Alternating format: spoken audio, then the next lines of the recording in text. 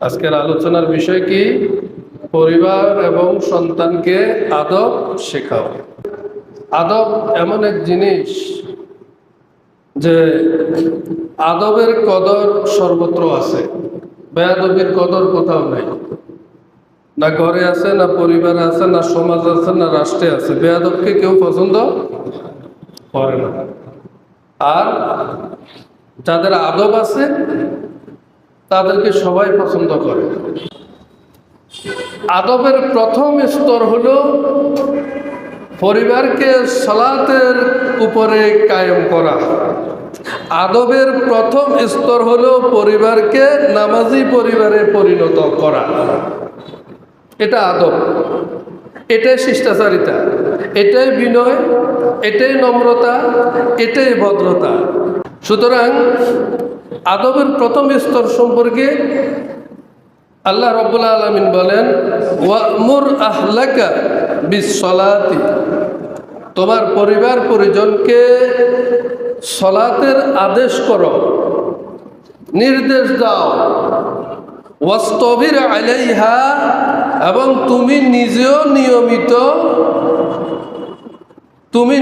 নিয়মিত সেই আদেশ পালন করো। সুবহানাল্লাহ। তাহলে দেখেন, এবার আল্লাহর কোরআনের সাথে মিলান। আল্লাহ পাক কি বললেন? ইয়া আইয়ুহাল্লাযীনা আমানু কু আনফুসাকুম ওয়া আহলিকুম নারা, হে ঈমানদারেরা, তোমরা নিজেরা জাহান্নামের আগুন থেকে বাঁচো, আর তোমাদের পরিবার পরিজনকেও জাহান্নামের আগুন থেকে বাঁচাও। সুবহানাল্লাহ। দুইটা অপশন, কর্মসূচি দুই দফা। কয় দফা?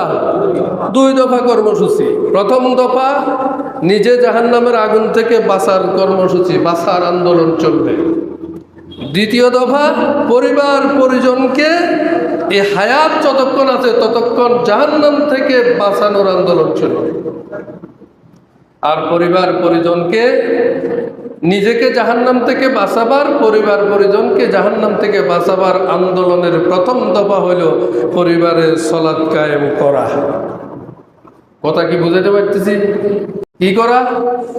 সালাত কায়েম করা।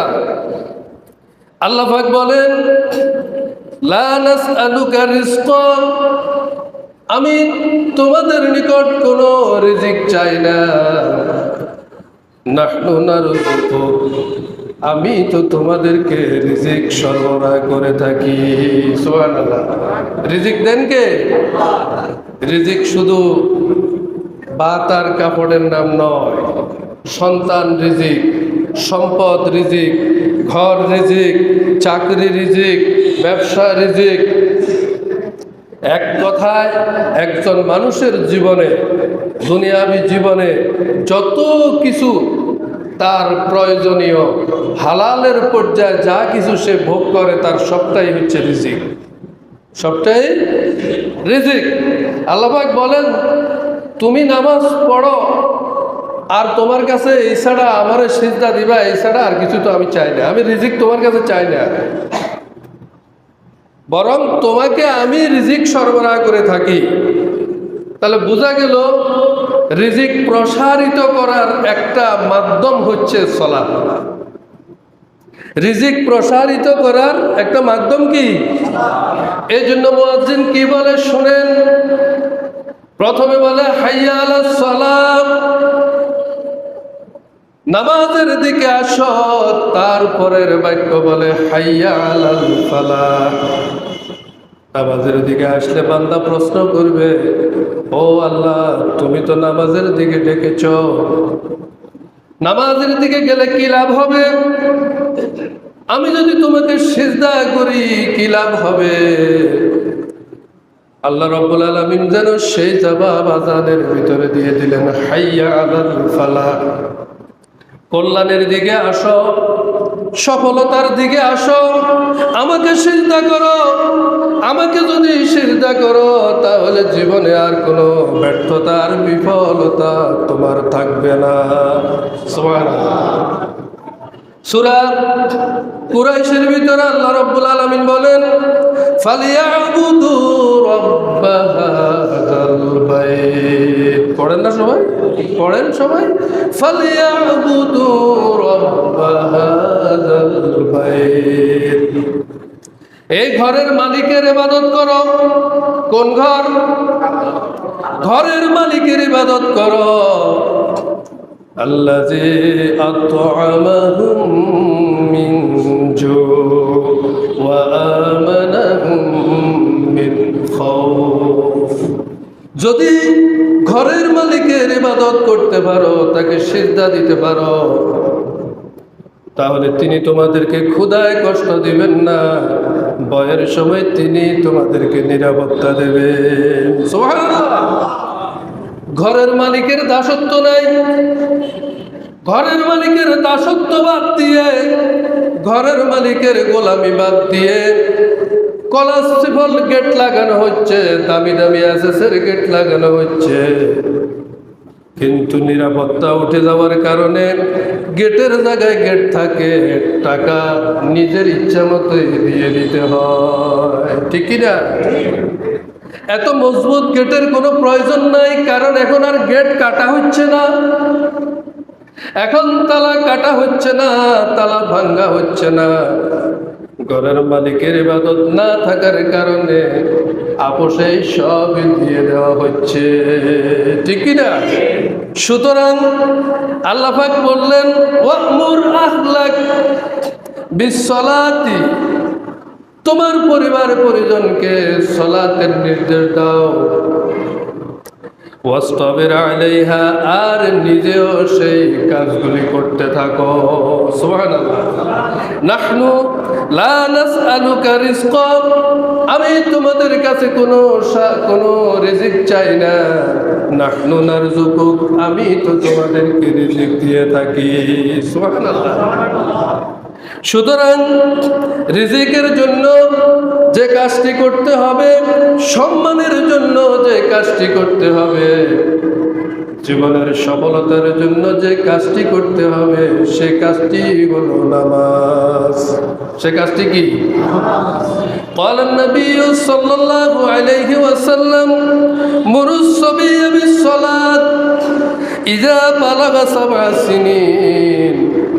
রাসূলুল্লাহ সাল্লাল্লাহু আলাইহি ওয়াসাল্লাম বলেন, তোমরা তোমাদের সন্তানদেরকে সালাতের আদেশ করো, নির্দেশ দাও যখন তাদের বয়স 7 বছর হয়। সুবহানাল্লাহ। কয় বছর? ওয়াইজা বালাগা 10 সিনিন ফাতরিবুহু আলাইহা, 10 বছর যখন পুরে যাবে, তত্তর করে সন্তান যখন বড় হয়ে যাবে, যদি সালাত না পড়ে তার গায়ে হাত উঠাও। সুবহানাল্লাহ। তার গায়ে হাত উঠাও, তাকে প্রহার করো, মারো, তাকে মেরে, তুমি পিতা হিসেবে তাকে মেরে জাহান্নামের ফেরেশতাদের মার থেকে বাঁচিয়ে দাও। সুবহানাল্লাহ। জাহান্নামের ফেরেশতাদের মার থেকে বাঁচিয়ে দাও। তুমি পিতা যদি দুনিয়ার জীবনে তাকে 2টা 4টা 5টা ঘা মারো, তাকে যদি প্রহার করো, সে যদি নামাজি হয়ে যায়, সে যদি মুত্তাকি হয়ে যায়, সে যদি আদব শিখে যায়, তাহলে তাকে আর জাহান্নামে যাওয়ার প্রয়োজন হবে না। জাহান্নামের ফেরেশতাদের হাতে প্রচণ্ড আকারের মার খাওয়ারও আর কোনো প্রয়োজন হবে না। তাহলে জাহান্নামের মার থেকে বাঁচানোর জন্য পিতার মার হচ্ছে অ্যান্টিবায়োটিক, তাকে প্রয়োগ করা। এবার বলেন তো, গত এই অক্টোবর মাসের আজকে 31 তারিখ, 1 তারিখ থেকে 31 তারিখ পর্যন্ত কতদিন হলো? 31 দিন। এই 31 দিনের ভিতরে কে কে সন্তানকে সালাত পড়ে না এই জন্য অন্তত একটা থাপ্পড় দিছেন? হাত উঠাইতে পারবেন? ডিউটি আপনাকে দেওয়া হয়েছে কোনটা, আপনি পালন করছেন কোনটা?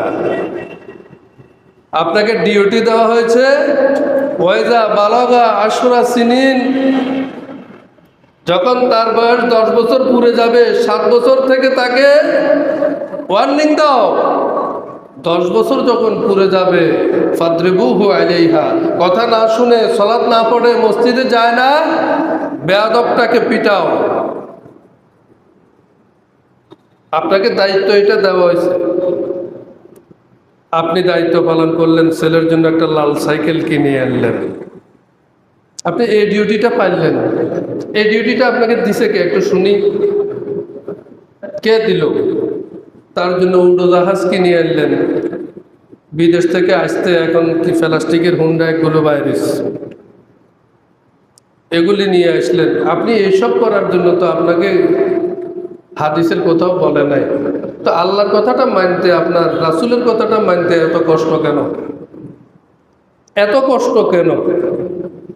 সব ছেলেগুলো নষ্ট করে দিছি আমরা, আমাদের আগামী প্রজন্ম নষ্ট করে দিছে, মার বাপে নষ্ট করেছে। আল্লাহর আদালতে এরা কি জবাব দিবে আমি জানি না।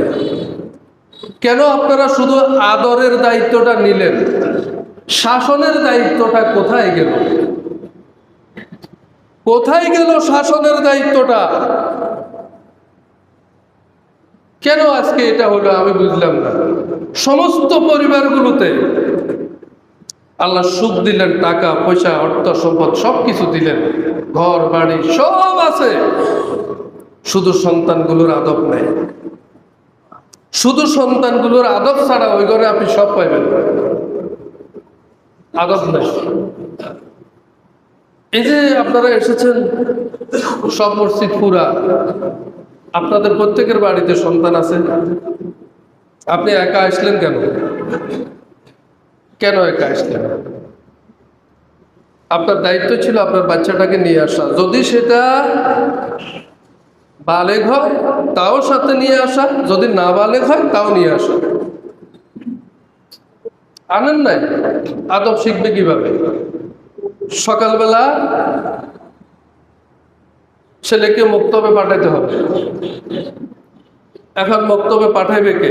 মা তো ঘুমে, বাপ তো তখন ডিউটি করে সৌদি আরবে, বাপ তখন কাতারে ডিউটি করে, দুবাইতে ডিউটিতে আছে। সন্তান আর স্ত্রীর সুখের জন্য মাথার গাম পায়ে ফেলে সেফটি ড্রেস গায়ে দিয়ে সেখানে ডিউটি করে, আর এখানে সন্তানও ঘুমায়, মাও ঘুমায়। মক্তবে হুজুর 5-6 জন 7 জন লই, বাস কতক্ষণ তুরুগুরু করি ছুটি দিয়ে দিছে। পারে একটা ছেলে কোরআন পড়তে পারে? ছি ছি ছি ছি, এটা মুসলমানের সমাজ। তা আপনারা আমরা কাম্বাকাম্বি করবো না তো? কাম্বাকাম্বি করার জন্য কি হিন্দু লাগবো নাকি? আমাদেরকে কামড়ানোর জন্য তো আর খ্রিস্টান দরকার নাই তো। আমাদের বাইরে কামড়াইবার জন্য আমরাই যথেষ্ট। এবং আমাদের কামড়ানি মাশাআল্লাহ চলেরও, ফেসবুক খুললে দেখবেন কি জোরে কামড়ার একে অপরকে, শুধু কামড়ের পরে কামড় মারতেছে। একটা হিন্দু কামড়াইতে আমি দেখি নাই। যে কামড়ার তার নাম আব্দুল জব্বার চৌধুরী,